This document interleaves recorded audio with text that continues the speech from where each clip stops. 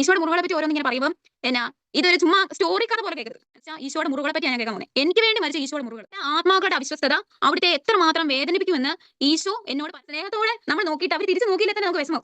ഞാൻ നിനക്ക് വേണ്ടി മരിച്ചിട്ട് നിനക്ക് വിശ്വാസം. നമ്മളൊരു പ്രശ്നം വരുമ്പോഴേക്കും നമ്മൾ രക്ഷിക്കാനെത്തിയ ദിവ്യമാം കൈകാലുകൾ, രക്ഷിക്കാനെത്തിയ അതേ കാലുകളെ നമ്മൾ പാവം ചെയ്ത് ആണി നിറയ്ക്കുന്നത്. 5480 അടികൾ ഈശോ ഏറ്റിട്ട്, ഈ 5000 അടികൾ ഈശോ ഏറ്റ് നിൽക്കുക. 28430 തിരുരക്ത തുള്ളികൾ ഇങ്ങനെ ഒഴുക്കി തന്നേക്കുക. 1000 മുറിവുകൾ ഈശോയുടെ ശരീരത്തെ ഏറ്റ് നിൽക്കുക.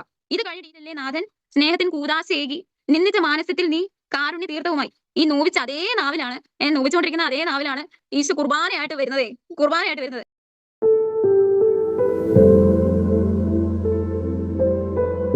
ആദ്യമേ തന്നെ എനിക്കൊരു കാര്യം പറയാനുണ്ടേ. ഞാന് ഈ പറയാൻ പോകുന്നത് ഈശോയുടെ മുറിവുകളെ പറ്റിയാ. ഈശോയുടെ മുറിവുകളെ പറ്റി ഓരോന്നിങ്ങനെ പറയുമ്പം ഇതൊരു ചുമ്മാ സ്റ്റോറി കഥ പോലെ കേൾക്കരുത്. എന്നുവെച്ചാ ഇതൊരു കഥാപുസ്തകം പോലെ അല്ലെങ്കിൽ ചുമ്മാ നടന്ന ഒരു കാര്യം പോലെ അങ്ങനെ കേൾക്കരുത്. ഇതെനിക്ക് വേണ്ടി മരിച്ച ഈശോ എനിക്ക് വേണ്ടി മരിച്ച ഈശോയുടെ മുറിവുകളെ പറ്റിയാണ് ഞാൻ കേൾക്കാൻ പോകുന്നത്. എനിക്ക് വേണ്ടി മരിച്ച ഈശോയുടെ മുറിവുകൾ. അപ്പൊ അതിനെ അത്രയും സീരിയസോടെ ഒരു ലൈൻ പോലും വിടാതെ ശ്രദ്ധിച്ച് കേട്ടണം. ഒരു തരി പോലും വിടരുത് കേട്ടോ. പറഞ്ഞു തുടങ്ങാവേ. യെശയ്യാ 53:5-6 വാക്യം അത് പറഞ്ഞു തുടങ്ങാം. നമ്മുടെ അതിക്രമങ്ങൾക്ക് വേണ്ടി അവൻ മുറിവേൽപ്പിക്കപ്പെട്ടു, നമ്മുടെ അകൃത്യങ്ങൾക്ക് വേണ്ടി ക്ഷതമേൽപ്പിക്കപ്പെട്ടു. അവന്റെ മേലുള്ള ശിക്ഷ നമുക്ക് രക്ഷ നൽകി, അവന്റെ ക്ഷതങ്ങളാൽ നാം സൗഖ്യം പ്രാപിച്ചു. ആടുകളെ പോലെ നാം വഴിതെറ്റിപ്പോയി, നാം ഓരോരുത്തരും സ്വന്തം വഴിക്ക് പോയി, നമ്മുടെ അകൃത്യങ്ങൾ കർത്താവ് അവന്റെ മേൽ ചുമത്തി. ഈ വചനത്തെ നമ്മൾ ഭയങ്കര ആഴങ്ങളിലേക്ക് നമ്മൾ ചിന്തിക്കാൻ പോവാണ് കുറച്ചു നേരം.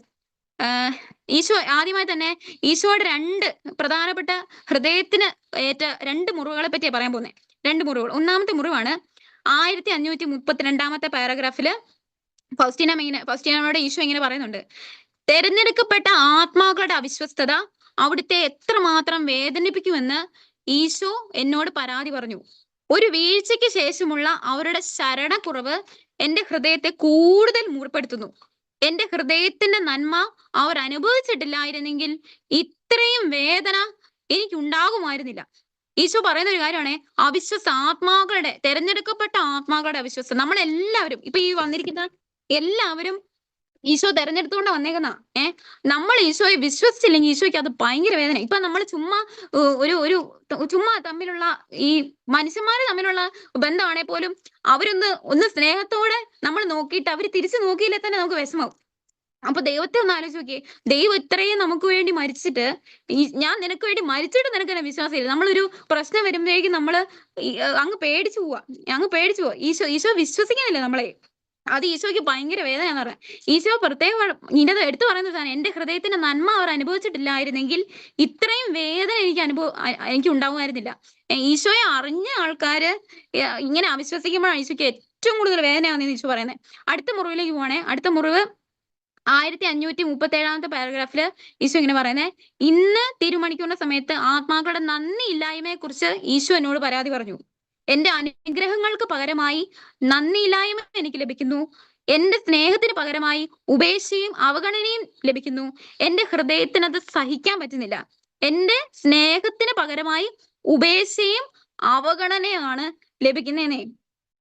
ഈശോയെ മൈൻഡ് ചെയ്യാത്തത്, ഈശോയുടെ സ്നേഹം അറിഞ്ഞിട്ടും നമുക്ക് ഈശോയുടെ സ്നേഹം അറിയാം, പക്ഷെ എന്നിട്ടും ഈശോയുടെ ആ സ്നേഹത്തെ നമ്മൾ മൈൻഡ് ചെയ്യുന്നില്ല.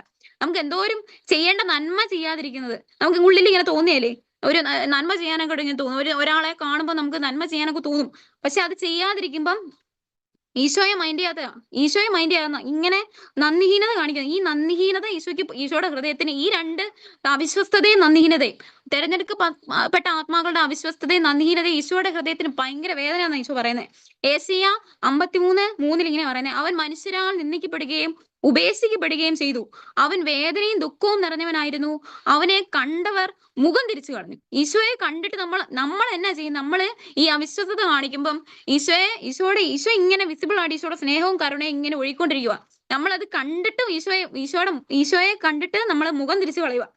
നമ്മള് കുരിശിന്റെ വഴി ഇങ്ങനെ പറയുന്നില്ലേ, 14-ാം സ്ഥലത്തിലെ ഒരു പാട്ടിൽ ഇങ്ങനെ പറയുന്നില്ലേ: മർത്യന് രക്ഷിക്കാനെത്തിയ ദിവ്യമാം കൈകാലുകൾ, രക്ഷിക്കാനെത്തിയ അതേ കാലുകളെ നമ്മൾ പാവം ചെയ്ത് ആണി തറയ്ക്കുന്നതേ. നമ്മളാണ് ഈശോയെ ആണി തറച്ച് വേദനിപ്പിക്കുന്നത്. നമ്മളിങ്ങനെ അവിശ്വസത കാണിച്ച് നന്ദിഹീനത കാണിച്ച് പാപം ചെയ്ത് ഈശോയെ നമ്മൾ പാപം ചെയ്ത് ഈശോയുടെ കയ്യിലും കാലിലും ഒക്കെ ആണി തറയ്ക്കുക. ഇങ്ങനെ 1182 ഇങ്ങനെ പറയുന്നുണ്ട്, കുരിശിൽ വെച്ച് കുന്തത്താൽ തുറക്കപ്പെട്ട എന്റെ കരുണയുടെ പ്രവാഹം ഒരാളെ പോലും തിരസ്കരിക്കാതെ എല്ലാ ആത്മാക്കൾക്ക് വേണ്ടിയുള്ളതാണ്. ഈശോ ഇങ്ങനെ കരുണ എല്ലാവർക്കും ഇങ്ങനെ ഒഴുക്കുക. നമ്മൾ എന്നിട്ട് കണ്ടിട്ടും ഈശോയെ കാണാതെ അടിക്കുവാണേ. ഞാനൊരു അടുത്ത ഒരു കാര്യം പോവാം. ഈ ഒരു പാരഗ്രാഫ് എന്ന് പറയുന്നത് ശ്രദ്ധിച്ച് കേൾക്കണം. ഇത് മെഡിറ്റേറ്റ് ചെയ്യാനുള്ളതാണേ. എന്ന് വെച്ചാൽ കണ്ണടച്ച് കേൾക്കണം. ഈശോ ഇങ്ങനെ പീലാത്തോസിന് മുമ്പിൽ നിൽക്കുന്ന ഒരു ഭാഗത്തിന്റെ കാര്യമാണ് ഈ പറയുന്നത്. അതിൻ്റെ അകത്ത് നമ്മള് ഇത് ഓർക്കണം. ഇതിൻ്റെ അകത്ത് അവൻ അന്നിങ്ങനെ പറയും, ആ സ്ഥാനത്ത് എന്നെ കാണണം. എന്നെ കാണണം എന്ന് വെച്ചാൽ ഞാനത് കൂട്ടി വായിക്കും. ഞാനത് പറഞ്ഞ് വായിക്കും. നമ്മള് ഈ ഒരു സമയത്ത് ഇപ്പൊ ഇവിടെ ഭൂമിയിട്ട് ഇരിക്കുവല്ല, നമ്മള് 2000 വർഷങ്ങൾക്ക് മുമ്പ് ഈശോ കുരിശി മരിച്ച് ഈശോ രക്തത്തുള്ളികളുമായിട്ട് ഈശോയുടെ ദേഹത്ത് മുഴുവൻ മുറികളായിട്ട് നിൽക്കുന്ന ഈശോയുടെ മുമ്പിലാണ് നമ്മൾ നിൽക്കുന്നത്. നമ്മൾ അങ്ങോട്ടേക്ക് ഒന്ന് പോവുക കുറച്ചു നേരത്തേക്ക്. കണ്ണടച്ച് കേട്ടോണേ. ഇത് ഈശോയുടെ മുറിവിലേക്ക് നമ്മൾ തന്നെ അങ്ങ് പോവാ. വലിയ നോമ്പ് 408 പാരഗ്രാഫ്. വലിയ നോമ്പ്. ആരാധന സമയത്ത് കർത്താവിന്റെ പീഡാനുഭവങ്ങളെ കുറിച്ച് ധ്യാനിക്കുമ്പോൾ ഈശോനാഥനെ ഞാൻ പലപ്പോഴും ഇപ്രകാരം കാണുന്നു. ചവിട്ടിയടിക്ക് ശേഷം നിൽക്കുന്ന ഈശോയെ എന്ന് വാർത്തേ. കണക്ക് പ്രകാരം 5480 അടികൾ ഈശോ ഏറ്റിട്ട്, ഈ 5000-ഓളം അടികൾ ഈശോ ഏറ്റ് നിൽക്കുക. 28430 തിരുരക്തത്തുള്ളികൾ ഇങ്ങനെ ഒഴുക്കി തന്നേക്കുക. 1000-ഓളം മുറികൾ ഈശോയുടെ ശരീരത്തെ ഏറ്റി നിൽക്കുക. ഇത് കഴിഞ്ഞിട്ട് ഈശോ എന്റെ മുമ്പിൽ നിൽക്കുക. ചവിട്ടിയടിക്ക് ശേഷം കർത്താവിനെ പിടിച്ച് മുറികളിൽ ഒട്ടിപ്പിടിച്ചിരിക്കുന്ന തന്റെ വസ്ത്രങ്ങൾ ഉരിഞ്ഞു മാറ്റി. അങ്ങനെ അവർ അതെടുത്തപ്പോൾ, ഈ അവരുടെ സ്ഥാനത്ത് എന്നെ കാണും. അങ്ങനെ ഞാൻ അതെടുത്തപ്പോൾ അവിടുത്തെ മുറിവുകളെല്ലാം വീണ്ടും തുറക്കപ്പെട്ടു. പിന്നീട് ഞങ്ങൾ കീറിപ്പറിച്ച ചുവന്ന ഒരു പുറങ്കുപ്പായം കർത്താവിന് തുറക്കപ്പെട്ട മുറിവുകളിലെ മേലിട്ടു. ചില സ്ഥലങ്ങളിൽ ആ പുറങ്കുപ്പായം കഷ്ടിച്ച് മുട്ടുവരെ മാത്രമേ ഉണ്ടായിരുന്നുള്ളൂ. ഒരു തടി കഷ്ണത്തിൽ അവർ അവിടുത്തെ ഇരുത്തി. ഒരു തടി കഷ്ണത്തിൽ ഞാൻ അവിടുത്തെ ഇരുത്തി. മുൾക്കിരീടം നെയ്തെടുത്ത് അവിടുത്തെ തിരുശിരസിൽ വെച്ചു. ഒരു ഞാങ്ങണ അവിടുത്തെ കയ്യിൽ കൊടുത്തു. രാജാവിന് മുമ്പിൽ എന്ന പോലെ അവിടുത്തെ മുമ്പിൽ കുമ്പിട്ടുകൊണ്ട് ഞാൻ അവിടുത്തെ പരിഹസിച്ചു. ചിലർ അവിടുത്തെ മുഖത്ത് തുപ്പി. നമ്മളെ പറ്റിയാ, നമ്മള് ഈശോയെ തുപ്പിയെന്ന്. മറ്റു ചിലർ ഞാങ്ങണ വാങ്ങി അതുകൊണ്ട് അവിടുത്തെ തലയിൽ അടിച്ചു. വേറെ ചിലരാകട്ടെ അവിടുത്തെ അടിച്ച് വേദനിപ്പിച്ചു. ഇനിയും ചിലർ അവിടുത്തെ മുഖംമൂടി കൊണ്ട് മുഷ്ടി കൊണ്ട് ഇടിച്ചു. ഈശോ ഇതെല്ലാം ശാന്തതയോടെ സഹിച്ചു. ആർക്ക് അവിടുത്തെ മനസ്സിലാക്കാനാകും? ആർക്ക് അവിടുത്തെ സഹനം മനസ്സിലാക്കാൻ സാധിക്കും? ഈശോ കണ്ണുകൾ താഴ്ത്തി നിന്നു. ഈശോ കണ്ണുകൾ താഴ്ത്തി നിന്നു. ഈശോ ഇവിടെയാണ് നമ്മൾ ദൈവത്തെ മനസ്സിലാക്കേണ്ടത്. നമ്മൾ ഇത്രയും പാവങ്ങൾ ചെയ്തിട്ടും ഇത്രയും ഈശോ വേദന സഹിച്ചിട്ടും ഈശോ ഇങ്ങനെ ഈശോയുടെ ഹൃദയത്തിൽ നിന്ന് ഈശോയുടെ സ്നേഹം മാത്രം ഇങ്ങനെ ഒഴുകുന്നേ. കുരിശിൻ വഴിയിൽ വേറൊരു ഭാഗമുണ്ട്. ഇതേപോലെ തന്നെ ഈശോയെ കുരിശിൽ കിടത്തി കൈകളിലും കാലുകളിലും ഞാൻ ആണി തറയ്ക്കുന്നത്. ഞാൻ അവർന്നാണ് ഇതിൻ്റെ അകത്ത്. ഞാനൊന്ന് കൂട്ടി എന്നെ സങ്കല്പിക്കണം. ആണിപ്പഴുകളിലേക്ക് കൈകാലുകൾ വലിച്ചു നീട്ടുന്നു. ഉഗ്രമായ വേദന, മനുഷ്യന് സങ്കല്പിക്കാൻ കഴിയാത്ത വിധം ദുസ്സഹമായ പീഡകൾ. എങ്കിലും അവിടുത്തെ കണ്ണുകളിൽ പരാതിയില്ല, അവിടുത്തെ അധരങ്ങളിൽ പരാതിയില്ല, കണ്ണുകളിൽ നൈരാശ്യമില്ല. പിതാവിന്റെ ഇഷ്ടം നിറവേറട്ടെ എന്ന് അവിടുന്ന് പ്രാർത്ഥിക്കും. ഇതാണ് ഈ ദൈവം എന്ന് പറയുന്നത്. ദൈവം എന്ന് പറയുന്നത് ഇവിടെയാണ് നമ്മൾ ദൈവത്തെ മനസ്സിലാക്കണം. നമ്മൾ ഒരു പാട്ടിൽ പറയുന്നില്ലേ, നോവിച്ച നാവിലല്ലേ നാഥൻ സ്നേഹത്തിൻ കൂദാശയേകി, നിന്ദിച്ച മാനസ്യത്തിൽ നീ കാരുണ്യ തീർത്ഥവുമായി. ഈ നോവിച്ച അതേ നാവിലാണ്, നോവിച്ചുകൊണ്ടിരിക്കുന്ന അതേ നാവിലാണ് ഈശോ കുർബാനയായിട്ട് വരുന്നത്. നിന്ദിച്ച അതേ മനസ്സിൽ ഈശോ ഇങ്ങനെ കരുണ ഇങ്ങനെ ഒഴുകിക്കൊണ്ടിരിക്കുക. ഈ പാപിയായ എന്റെ ശരീരത്തിലേക്ക് ഈശോ നാവില് കുർബാനയായിട്ട് ഈശോ തന്നെ ഇങ്ങനെ എഴുന്നള്ളി വരുവാണല്ലോ. ഈ 268 ഒരു ഭാഗം കൂടെ ഉണ്ടേ. അതിങ്ങനെ ഓർത്തേക്കണം. നമ്മളാണ് ഈശോയെ അടിക്കുന്നത്. നമ്മളാണ് ഈശോയെ വേദനിപ്പിക്കുന്നത്. പാപം ചെയ്യുമ്പോൾ ഈശോയ്ക്ക് വേദന എടുക്കുന്നത് നമ്മൾ കാരണമാണ്. ഈ ഒരാളെ വേറെ ആൾക്കാരെ പോലും നിങ്ങൾ ഓർക്കരുത്. എന്നുവെച്ചാൽ ഞാൻ ഈശോയെ വേദനിപ്പിക്കുന്നു, ഞാനാണ് ഈശോയെ വേദനിപ്പിക്കുന്നതേ. ഈശോ എന്റെ സമീപം നിൽക്കുന്നതായി ഞാൻ കണ്ടു. അവിടുത്തെ വസ്ത്രങ്ങൾ ഉരിഞ്ഞെടുക്കപ്പെട്ടു, ശരീരം മുഴുവനും മുറിവിനാൽ ആവരണം ചെയ്യപ്പെട്ടു, നയനങ്ങൾ രക്തത്താലും കണ്ണീരാലും നിറഞ്ഞൊഴുകിയും വിരൂപമാക്കപ്പെട്ട മുഖം തുപ്പലുകളാൽ ആവൃതമായും ഈശോ എന്റെ മുമ്പിൽ നിൽക്കുന്നു. ഈശോയുടെ മുഖത്ത് തുപ്പിയത് ഞാനാ. പടയാളികളൊന്നുമല്ല, ഞാൻ. പാപം ചെയ്യുമ്പം ഈ സാധനമാണ് സംഭവിക്കുന്നത്. 188 പാരഗ്രാഫിൽ ഇങ്ങനെ പറയുന്നുണ്ട്, ആഹ്ലാദോത്സവത്തിന്റെ അവസാന ദിവസങ്ങളിൽ ഞാൻ തിരുമണിക്കൂർ ആചരിക്കുമ്പോൾ ചവിട്ടിയടിയാൽ കർത്താവ് ഈശോ എത്രമാത്രം സഹിച്ചുവെന്ന് ഞാൻ ദർശിച്ചു. പറഞ്ഞറിയിക്കാൻ വയ്യാത്ത തീവ്രവേദന. ചവിട്ടിയടി ഏറ്റപ്പോൾ ഈശോ എത്രമാത്രം സഹിച്ചു. പാപികളെ, നിങ്ങൾ ഇപ്പോൾ ഇത്ര ക്രൂരമായി പീഡിപ്പിക്കുന്ന ഈശോയെ വിധി ദിവസം നിങ്ങൾ എങ്ങനെ അഭിമുഖീകരിക്കും? അവിടുത്തെ രക്തം നിലത്ത് ഒഴുകി, ചില സ്ഥലങ്ങളിൽ അവിടുത്തെ മാംസം പറഞ്ഞു പോന്നു, പുറത്ത് ചിലയിടങ്ങളിൽ അസ്ഥി കാണാറായി. ഈശോ തേങ്ങി വിടീർപ്പെട്ടു. ഇവിടെയാണ് ഈശോയെ കാണുന്നത്. ഈശോ ഈ അസ്ഥി മുഴുവൻ, ഈ ശരീരത്തെ മുഴുവൻ മാംസം എല്ലാം ഇങ്ങനെ പറഞ്ഞു പോന്നു, അസ്ഥി പുറത്തോട്ട് വന്നു. ഈശോ അത്രയും വേദന സഹിച്ച് ഈശോ തേങ്ങി നിശബ്ദനായി നെടുവീർപ്പിടുവാണേ. ആ സമയത്ത് ഈശോ എനിക്ക് വേണ്ടിയായിരുന്നു. ഈശോയുടെ കണ്ണിൽ ഞാനായിരുന്നു. എന്റെ കുഞ്ഞ് രക്ഷപ്പെടണം, എന്റെ കുഞ്ഞിനെ പാപത്തിൽ നിന്ന് രക്ഷിക്കണം, പാപത്തിന്റെ ശിക്ഷയിൽ നിന്ന് രക്ഷിക്കണം. എന്റെ കുഞ്ഞിന് വേണ്ടി ഞാനിത് സഹിക്കുകയെ. അതായിരുന്നു ഈശോയുടെ മനസ്സിൽ മൊത്തം അതായിരുന്നു, ഞാനായിരുന്നു എന്നുള്ളതേ. ഈ വേദനയൊക്കെ സഹിച്ച് ഈശോ നിന്നത് എന്നെ പ്രതിയാ, എന്നെ രക്ഷിക്കാൻ വേണ്ടിയിട്ടാ. ഏശയ്യാ 52:14 അവനെ കണ്ടവർ അമ്പരന്ന് പോയി, മനുഷ്യന്ന് തോന്നാത്ത വിധം അവൻ വിരൂപനായിരിക്കുന്നു, അവന്റെ രൂപം മനുഷ്യന്റേതല്ല. ഏശയ്യാ 53:4 അവൻ നിന്ദിക്കപ്പെട്ടു, നാം അവരെ ബഹുമാനിച്ചതുമില്ല. നമ്മുടെ വേദനകളാണ് യഥാർത്ഥത്തിൽ അവൻ വഹിച്ചത്, നമ്മുടെ ദുഃഖങ്ങളാണ് അവൻ ചുമന്നത്. എന്നാൽ ദൈവം അവനെ പ്രഹരിക്കുകയും ശിക്ഷിക്കുകയും ദണ്ഡിപ്പിക്കുകയും ചെയ്തു എന്ന് നാം കരുതി. ഇന്ന് നമ്മൾ പോകാൻ പോകുന്നതേ, ഇനി ഈ ഫൗസ്തീനാമ ഇങ്ങനെ ഓരോരോ മുറിവുകൾ ഈശോ ഇങ്ങനെ കാണിച്ചു കൊടുക്കുകയാണല്ലോ. ഈശോയ്ക്ക് ഇങ്ങനെ അനുഭവിച്ച സാധനങ്ങളൊക്കെ ഫൗസ്തീനാമയ്ക്ക് ഇങ്ങനെ വെളിപ്പെടുത്തി കൊടുക്കുവാണ് ഈശോ. അപ്പം ഇത് വെളിപ്പെടുത്തി കൊടുത്തപ്പം ഫൗസ്തീനാമയ്ക്ക് കിട്ടിയ ഒരു വലിയ ബോധ്യത്തെ പറ്റി നമ്മൾ കേൾക്കാൻ പോകുന്നത്. അത് ശ്രദ്ധിച്ചു കേട്ടോണം. 1016 ഇന്ന് കർത്താവ് ഈശോയുടെ പീഡാസഹനത്തിന്റെ കയ്പ് ഞാൻ അനുഭവിച്ചു. തീർത്തും ആത്മീയമായ വിധത്തിലാണ് ഞാൻ സഹിച്ചത്. പാപം എത്ര ഭയാനകമാണെന്ന് ഞാൻ അറിഞ്ഞു. പാപത്തിന്റെ ബീഭത്സത മുഴുവൻ കർത്താവ് എനിക്ക് മനസ്സിലാക്കി തന്നു. ചെറിയ പാപം പോലും എത്ര ഭയാനകമാണെന്നും അത് ഈശോയുടെ ആത്മാവിനെ എത്രമാത്രം പീഡിപ്പിക്കുന്നുവെന്നും എന്റെ ആത്മാവിന്റെ ആഴങ്ങളിൽ ഞാൻ മനസ്സിലാക്കി. ഇതാണ് ഇതാണ് ഏറ്റവും കൂടുതൽ ശ്രദ്ധിക്കേണ്ടത്. ഏറ്റവും ലഘുവായ പാപം ചെയ്യുന്നതിനേക്കാൾ 1000 തവണ നരകയാതന അനുഭവിക്കാനും ഞാൻ തയ്യാറായിരിക്കുന്നു. ഈ ഫൗസ്തീനാമയ്ക്ക് ഇത് മനസ്സിലായി കഴിഞ്ഞവര്, ഈശോയുടെ ഈ സഹനം മനസ്സിലായി കഴിഞ്ഞവരെയാ. അതെന്ത് നമ്മുടെ കുഞ്ഞു പാവം പോലും ഈശോ എന്തുമാത്രം സഹിപ്പിക്കുന്നുണ്ട്, ഈശോ എന്തുമാത്രം വേദനിപ്പിക്കുന്നുണ്ടെന്ന് ഫൗസ്തീനാമയ്ക്ക് മനസ്സിലായി കഴിഞ്ഞപ്പോൾ ഫൗസ്തീനാമ ഇത് പറഞ്ഞത്. പാവം ചെയ്തതിനേക്കാൾ 1000 തവണ നരകയാതന അനുഭവിക്കാനും ഞാൻ തയ്യാറാണ്. ഞാൻ കള്ളം പറയാൻ വേണ്ടി എന്റെ നാവ് പൊങ്ങുമ്പം, എന്റെ നാവ് കൊണ്ട് ഞാൻ കള്ളം പറയുമ്പോ ഈശോയുടെ നാവിന് ഞാൻ മുറിവ് കൊടുക്കുക. ഒരു ചീത്ത സാധനം എന്റെ കണ്ണുകൊണ്ട് ഞാൻ കാണുമ്പോ ഈശോയുടെ കണ്ണിന് ഞാൻ മുറിവ് കൊടുക്കുക. ദേഷ്യപ്പെടുമ്പോ അരിശപ്പെടുമ്പോ ഈശോയുടെ ഹൃദയത്തിന് അത് മുറിവ് കൊടുക്കുന്നേ. വിശുദ്ധ ബെർണാഡ് എപ്പോഴും പറഞ്ഞുകൊണ്ട് നടക്കുമായിരുന്നേ, ഞാനാണ് എന്റെ കർത്താവിനെ ക്രൂശിച്ചത്. ഇങ്ങനെ എപ്പോഴും വിശുദ്ധ ബെർണാഡ് ഇങ്ങനെ പറഞ്ഞുകൊണ്ട് നടക്കുമായിരുന്നു. നമ്മളാണ് ഈശോയെ വേദനിപ്പിക്കുന്നതേ, നമ്മുടെ പീഡകളാണ് ഈശോ സഹിച്ചേ, എന്റെ പാപങ്ങളാണ് ഈശോയെ സഹിപ്പിച്ചേ. ഈശോ സഹിച്ചത് കൊണ്ടാണ് എന്റെ പാപങ്ങൾ ക്ഷമിക്കപ്പെട്ടെ. ഈ മുറിവുകളൊക്കെ കൊടുത്തത് ഞാനാ, വേറെ ആരുമൊന്നുമില്ല, ആ പടയാളികളൊന്നുമല്ല, ഞാനാ. 2 കൊരിന്ത്യർ 5:21 എന്നാൽ അവന് നാം എല്ലാവരും ദൈവത്തിന്റെ നീതി ആകേണ്ടതിന് പാപം അറിയാത്തവനെ ദൈവം നമുക്ക് വേണ്ടി പാപമാക്കി. പാപം അറിയാത്ത ദൈവത്തെ നമുക്ക് വേണ്ടി പാപമാക്കിനേ.